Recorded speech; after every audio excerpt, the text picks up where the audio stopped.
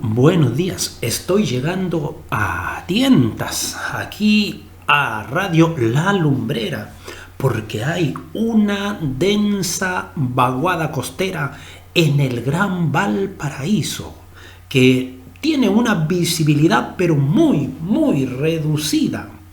Pero ¿saben una cosa? ¿Cómo llegué aquí? Pues de una forma muy segura. Lámpara es a mis pies tu palabra y lumbrera a mi camino. De modo que no puedo temer a las sombras, a la oscuridad, ni a la falta de visibilidad, porque el Dios eterno es quien guía nuestros pasos, cualquiera que sea el tiempo o el momento que estamos viviendo. Es cierto que usted tal vez dirá, sí, pero cuando hay esta neblina uno no ve absolutamente nada. Muy cierto lo que usted está señalando. Pero yo le estoy señalando una guía, un camino mucho más seguro que solo sus ojos. Sus ojos son limitados en la visión, pero la palabra de Dios es ilimitada y ella es la que te guía a toda verdad y a toda justicia. Amables oyentes, tengan ustedes un hermoso día. ¿Qué importa la bruma, la vaguada costera, la neblina, la llovizna, la lluvia? Son alicientes que Dios envía para la tierra para que haya alimento para cada uno de nosotros. Dejemos de reclamar del frío, de esto, de aquello, del otro. ¡Uy, qué mundo más disconformista, egoísta, egocéntrico! ¡Ay, es que ahora voy a poner la estufa! ¡Ahora pongo el calefactor! ¿De qué me sirve la celda solar si no hay sol? Y reclaman todo el día, no sienten satisfacción absolutamente por nada, porque están llenos de egoísmo y de vanidad. Pero si miramos con la palabra del Señor, pues nos sentimos contentos con todo, porque esa es la voluntad de Dios para con nosotros. Vamos a orar. Te agradecemos, Padre eterno, Dios de los cielos, a esta hora del día en que tenemos esta oportunidad y esta bendición de compartir con cada uno de nuestros seguidores y oyentes. Y a esta hora del día en que estamos, Señor, dispuestos a interactuar a través de esta red, de este medio, Señor, que nos permite llegar al hogar, al corazón, a la mente, a la conciencia de cada uno de nuestros oyentes, hermanos, hermanas, amigos, conocidos, y aún, Señor, de aquellos que entran a nuestro sitio buscando algo que les parezca interesante o que les llama la atención. Señor, tócalos a través de la presencia de tu Espíritu Santo y motívales a quedar, a seguir con nosotros, a suscribirse, a recibir estas lecciones, mi Dios, que con sencillez, Padre de los cielos, y a través de tu palabra vamos compartiendo en este canal. Señor, bendice el día y la vida, el quehacer, donde encaminen su paso cada uno de nuestros oyentes. Tu bendición sea en sus vidas y en sus propósitos, Señor, y en lo que hayan de hacer. Te lo rogamos, Padre, en el nombre de Cristo Jesús. Amén. Gracias damos a Dios por este tiempo y el momento que nos concede de compartir con ustedes. Y en el día de hoy ya estamos desarrollando el capítulo 6 de este hermoso episodio que le hemos llamado Con mi Biblia y un café. Por supuesto, en esta época de invierno, ¿quién no desea tomarse un rico café por la mañana con un trocito de galleta, un trocito de queque? ¿Y qué importa tal vez un pancito solo del día de ayer? No hay que despreciar el pan porque está muy caro. ¿Y qué importa el tipo de café? Mire, el que usted tenga a su alcance. Hay personas allá de la entrecordillera que ellos queman triguito, queman legumbres y hacen ese famoso café de cereales. Oiga, es tan exquisito, especialmente en tiempos de frío. Le quita todo el frío al cuerpo y hace que usted se sienta, pero full ahí en medio de las bajas temperaturas. O si usted va a la gran metrópoli, al centro de la ciudad, pues llega un café y se compra, no sé, algo de lo más extraordinario, un café que venga de la cepa ahí del centro del Brasil, o tal vez de alguna marca en particular, bueno, hágalo conforme usted quiera, pero yo le quiero decir que con mi Biblia y un café, sin ningún nombre, sin ninguna marca, yo estoy pero muy, muy contento y gozoso. En el capítulo 6, en el día de hoy, en parte número 4, estamos hablando acerca del bautismo. Hemos dejado ya atrás los capítulos que hemos mencionado sobre el análisis del bautismo infantil, como también si verdaderamente el bautismo es una obligación de salvación, no es una obligación para la salvación. Es un requisito para la permanencia y mi desarrollo personal como cristiano dentro de la iglesia, de la comunidad cristiana, cuando yo quiero asumir responsabilidades, cuando quiero ser verdaderamente un identificado 100% por la causa de Cristo. También comentamos algunas distintas visiones ahí de interpretación y de connotación referente al bautismo de infantes. Por ejemplo, nosotros encontramos en el día de hoy la iglesia anglicana, la iglesia luterana y otras también que no usan verdaderamente el bautismo infantil como una declaración necesaria para la salvación, sino que ellos la ven como una causal de pacto, como lo fue en su tiempo la circuncisión. Ellos ven que es como una causal de pacto que indica una fe esperanzadora en que esa criatura que se bautiza en el futuro tendrá que tomar una decisión por la causa de Cristo. Pero ello depende, evidentemente, de la enseñanza y de la educación que proviene de los padres. Bueno, para nosotros lo más práctico y certero que encontramos es, conforme nos enseña la palabra del Señor, es que lo realiza una persona con conciencia y con discernimiento. Y por otro lado, todos, desde el principio creativo, somos creación de Dios. Pero una gran diferencia es cuando la persona tiene conciencia y tiene razonamiento y aquilata bien en su mente lo que es bueno, lo que es malo. Entonces, cuando hace el acto del bautismo es porque primeramente ha habido en él una decisión personal consciente de seguir y de servir a Cristo. En lo que hemos tratado anteriormente, hemos visto nosotros distintas concepciones sobre el bautismo. Ahora queremos ceñirnos un poco más centrado en lo que nosotros conocemos bajo la perspectiva bíblica, lo que ella nos enseña. Por cierto, no vamos a buscar aquí argumentos de refutación, de confrontación ni actitudes divisorias, sino que lo que queremos ver son lo conciliador, lo que nos lleva a la unidad y a crecer y a hacer más grande el cuerpo de Cristo. En lo que, por cierto, estaremos totalmente de acuerdo porque es lo que encontramos en la Escritura. Nosotros encontramos claramente a través de la palabra del Señor dos enseñanzas muy visibles y que nunca han tenido alguna diferenciación por ninguna denominación ni entidad cristiana y que nos identifica muy bien: el bautismo y la cena del Señor. Ambas ordenanzas ciertamente que están instituidas en los evangelios y las vemos llevadas a la práctica a través del libro de los Hechos.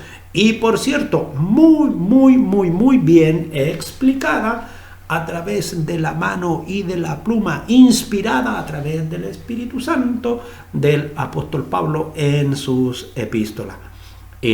Habiendo sido instituidas estas ordenanzas, el Evangelio por nuestro Señor Jesucristo, personalmente, no es algo que a Él le hayan dicho ni contado, sino que personalmente podemos entonces deducir que forman una parte importante del Evangelio y de la vida del cristiano, puesto que los creyentes la celebran, según nos señala el libro de los Hechos. Se ve que son parte de la práctica de la iglesia cristiana.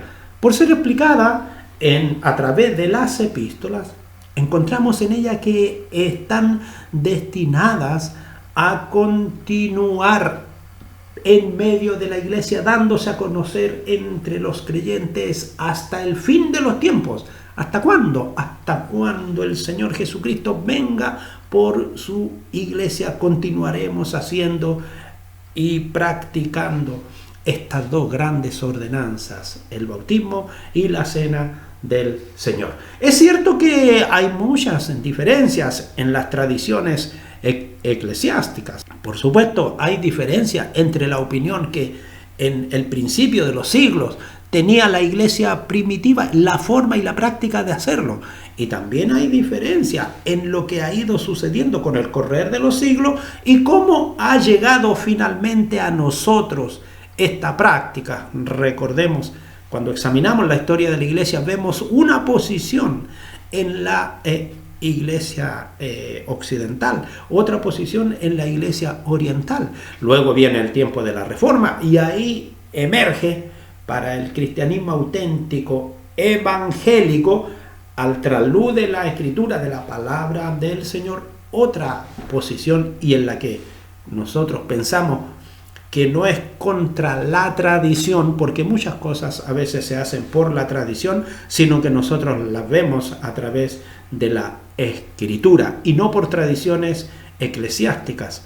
El bautismo sigue siendo en medio de la iglesia genuina, auténtica de nuestra nación y del mundo entero, una práctica que marca al hombre y la mujer que ha hecho su compromiso personal con Dios y que ha recibido a Jesucristo en su corazón como Señor y Salvador. También hay ciertas diferencias entre hombres estudiosos acerca del bautismo, pero sin embargo sigue siendo un mandato básico, sencillo, simple, dado por el Señor Jesús. ¿A quiénes? A sus seguidores, aquellos que Él llamó discípulos, luego los preparó y los envió como apóstoles. Y les dijo: id y haced discípulos, bautizándolos en el nombre del Padre y del Hijo y del Espíritu Santo.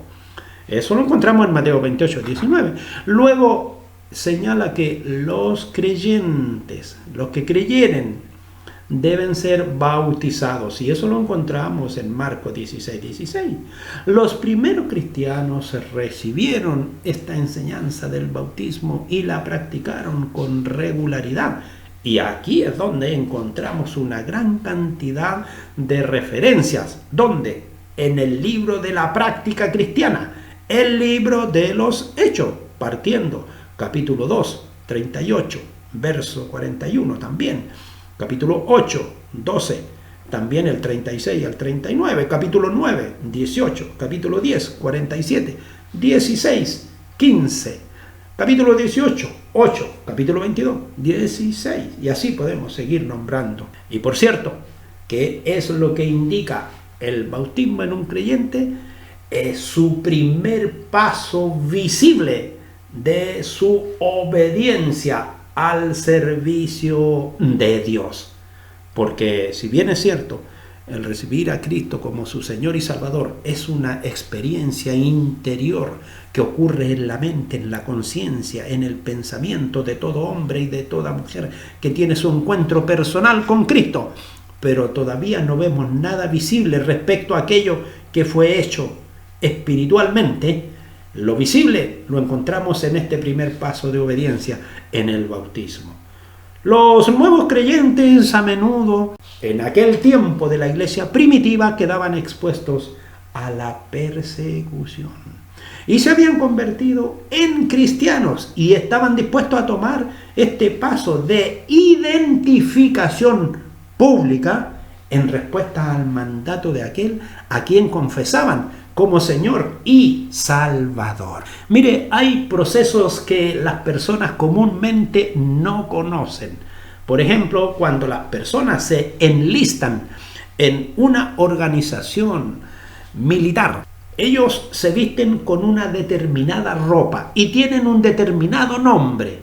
Son reclutas, son aspirantes, son postulantes, son estudiantes en prueba, en fin, tienen distintos nombres y tienen una ropa que los diferencia del resto. Y usan esa ropa hasta que pasan el periodo de prueba, de preparación básica.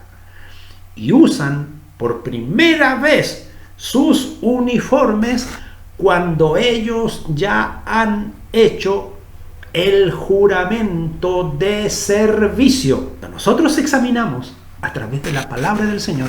El primer paso de todo hombre y de toda mujer es su decisión personal de reconocerse pecador, rendirse a los pies de Cristo y aceptar que solo a través de Él hay perdón, salvación y vida eterna, y que no hay otro nombre dado a los hombres bajo el cielo y sobre esta tierra en quien algún individuo racional consciente pueda ser salvo, sino solamente a través del nombre de Cristo Jesús.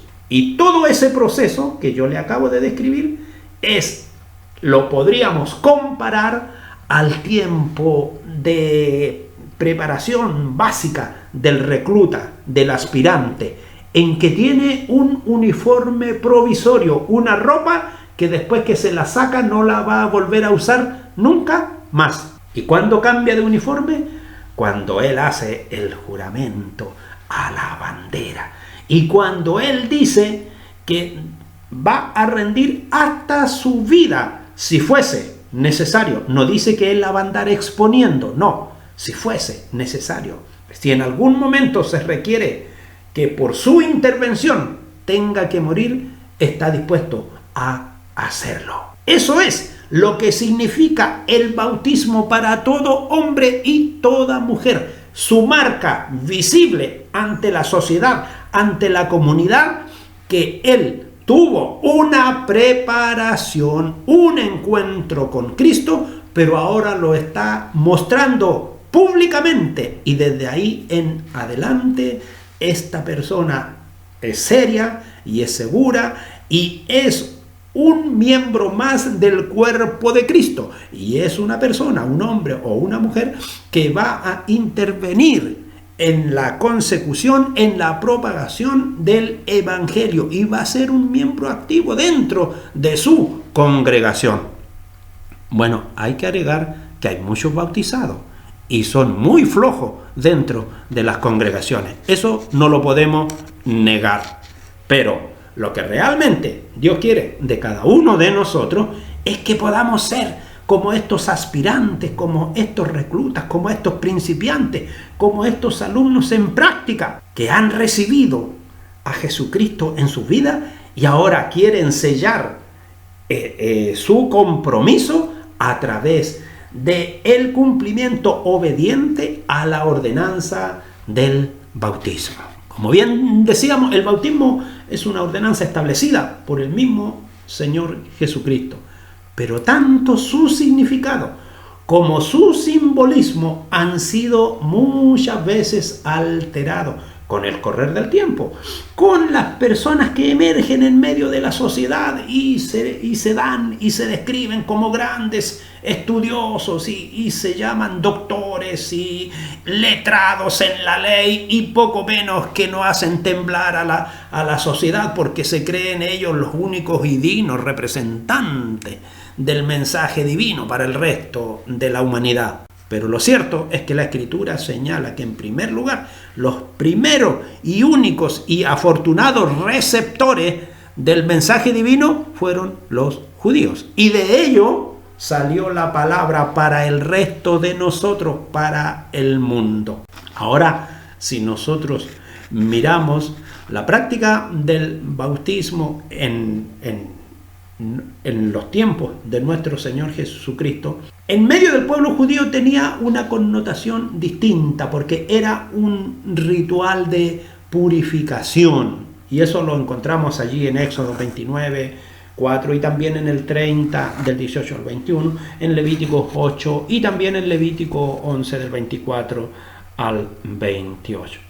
Por cierto, era el lavamiento, era un ritual para ingresar a la religión judía.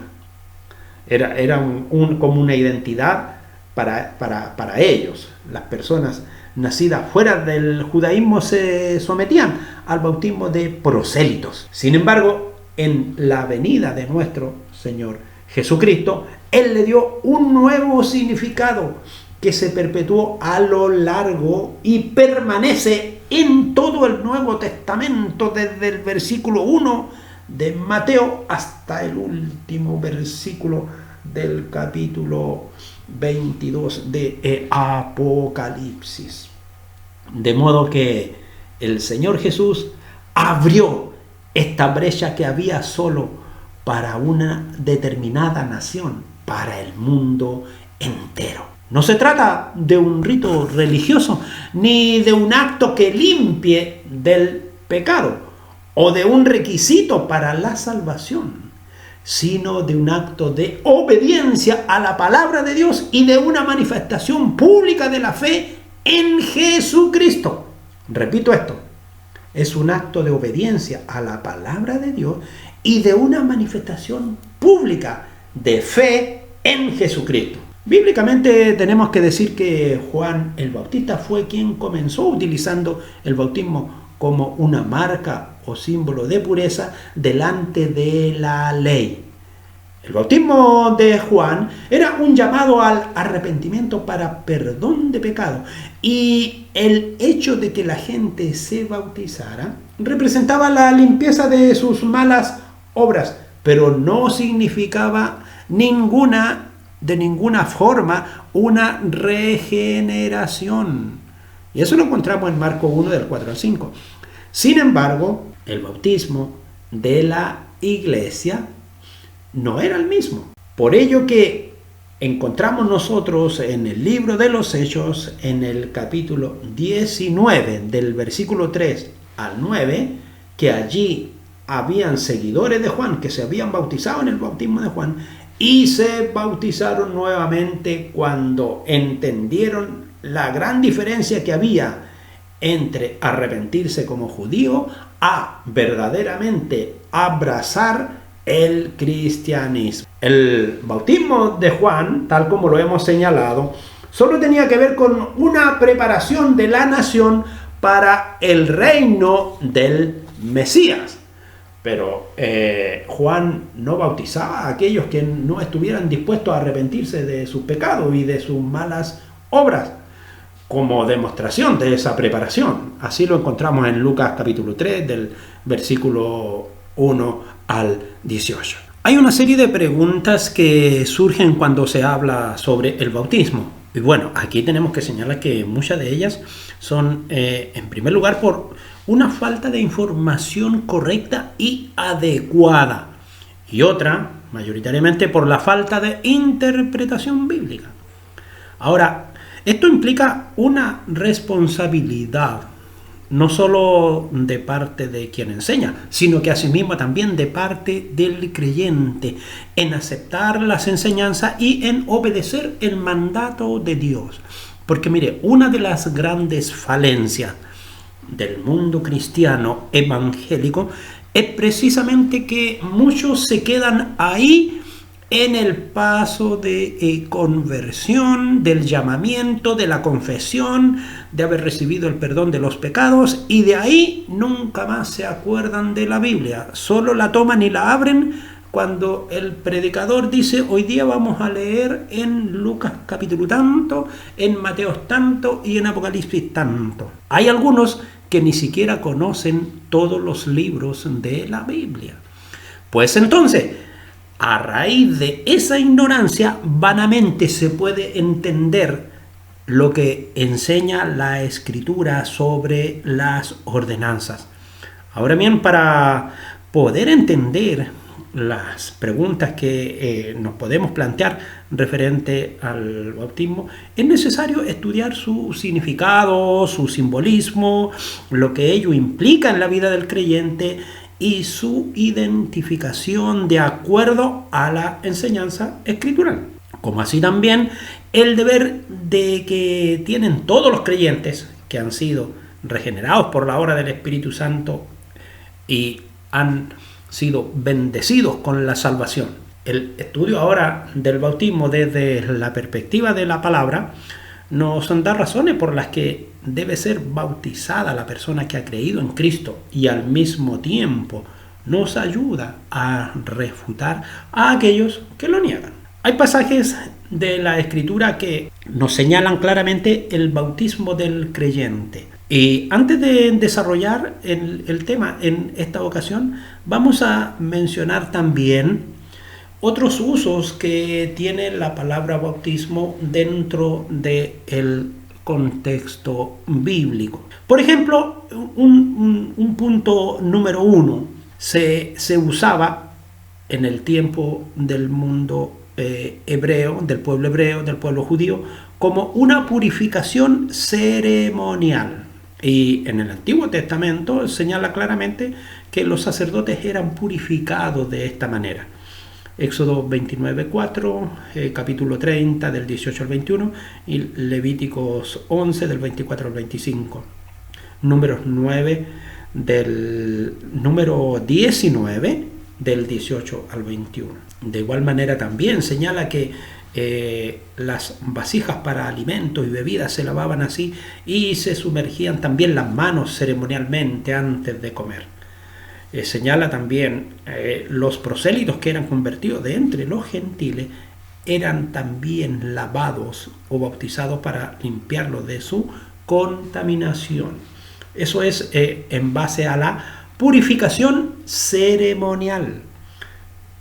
Como punto número 2 tenemos que el bautismo de Juan o bautismo de arrepentimiento, que lo encontramos ahí en Marcos capítulo 1 del 2 al 4, en Lucas 3 y 4, en Juan capítulo 1, 3, en Hechos 13, 24. Este fue el llamamiento a la nación de Israel al arrepentimiento nacional como precursor del Mesías. Juan debía de preparar el camino al Señor. Eso señala Hechos 19 del 3 al 5. Por lo tanto, requería la inmersión en agua, según lo señala Mateo 3:16, Juan 3:23. El Señor Jesús fue bautizado en agua, lo señala Mateo 3:36, Juan 3:23. El Señor Jesús fue bautizado por Juan, aun cuando él no necesitaba ningún bautismo y tampoco necesitaba hacer un arrepentimiento, pero lo hizo para cumplir toda justicia. Así señala Mateo 3, 14, 15. El bautismo de Cristo fue precisamente el comienzo de su ministerio público. Y esa es una enseñanza que nos queda a cada uno de los creyentes. Otro punto, el punto número 3, el bautismo de los sufrimientos de Cristo. Lo encontramos en Lucas 12:50, Marcos 10:38, 39. Él fue afligido por Dios a causa de ¿qué? De nuestros pecados. Isaías 53:4, 1 de Pedro 3:18. Cuando murió en la cruz por nuestros pecados, se vio sumergido bajo las olas de la ira del Dios Santo a causa de nuestro pecado. Lo vemos ahí en el Salmo 42:7. El bautismo de los sufrimientos de Cristo. Y como punto 4 tenemos el bautismo del Espíritu, mencionado en Mateo 3:11, Marcos 1:8, Lucas 3:16, Juan 1:33, Hechos 1:5. Este bautismo fue profetizado por Juan e iniciado en Pentecostés, Hechos capítulo 2. Su propósito era el de colocar a los creyentes en el cuerpo de Cristo, tal como lo encontramos en 1 de Corintios 12, verso 13. Expresándolo de una manera diferente, esto nos une a Cristo, poniéndonos, abro comillas, en Cristo. Cierro comillas. Hay otros también acepciones en las cuales se usa la palabra bautismo, pero que no son relevantes en el presente estudio que estamos compartiendo con ustedes. Para ir cerrando el comentario de hoy, quiero dejar en ustedes una palabra que es Romanos capítulo 6, versículos 3 y 4. ¿O no sabéis que todos los que hemos sido bautizados en Cristo Jesús hemos sido bautizados en su muerte? Porque somos sepultados juntamente con Él para muerte por el bautismo, a fin de que, como Cristo resucitó de los muertos por la gloria del Padre, así también nosotros andemos en nueva vida. Y les dejo esta palabra para meditación en cada uno de ustedes y para que la tengan presente. Y es también, por cierto, el eslabón que nos ayuda a unir la cadena de esta exposición, que la continuaremos la próxima semana si Dios nos concede salud y vida. Señor, te agradecemos a esta hora del día porque podemos compartir con cada uno de nuestros seguidores. Nos hemos dado este tiempo, Padre de los cielos, y esperamos en tu misericordia que nuestro lenguaje, nuestro hablar, haya estado al alcance de cada uno de nuestros oyentes, que puedan ellos recibir, entender y comprender, asimilar en su conciencia y asumir, mi Dios, estas enseñanzas que estamos compartiendo. Señor, te damos gracias porque a través de la sabiduría que viene de parte tuya y la dirección de tu Espíritu Santo que ilumina nuestro pensamiento y nuestra mente, nosotros hemos podido entender esto para compartirlo con nuestros oyentes. Señor, solo te pedimos que sea de bendición para su vida y que por sobre todas las cosas, más que quienes exponimos, sea tu nombre puesto en alto y a ti sea toda la honra y la gloria. Amén. Y amables seguidores, oyentes, cibernautas, nos vemos la próxima semana si Dios nos concede salud y vida.